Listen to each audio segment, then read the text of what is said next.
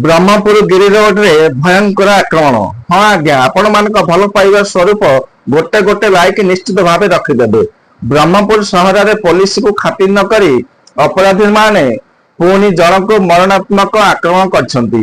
ସୋମବାର ରାତି 9ଟାରେ ବିଜିପୁରର ଉମେଶ ରଥ ତାଙ୍କ ସ୍ତ୍ରୀଙ୍କୁ ଧରି ବାଇକରେ ଯାଉଥିବା ବେଳେ ଗିରି ରୋଡ ମୁଖ୍ୟ ରାସ୍ତାରେ ତାଙ୍କୁ କେତେଜଣ ଦୁର୍ବୃତ୍ତ ଅଟକାଇ ବାଉଁଶରେ ପିଟିଛନ୍ତି।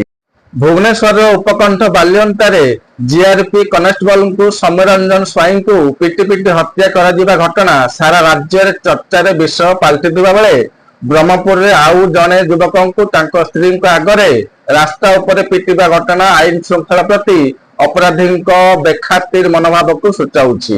ଗଞ୍ଜାମ ଜିଲ୍ଲାରେ ମାସକ ମଧ୍ୟରେ ଏକାଧିକ ହତ୍ୟା ଓ ମରଣାତ୍ମକ ଆକ୍ରମଣ ଘଟିବା ପରେ ପୋଲିସ ଅପରାଧୀଙ୍କୁ ସାବାଡ଼ କରିବାକୁ ଏନକାଉଣ୍ଟର ଆରମ୍ଭ କରିଥିଲା।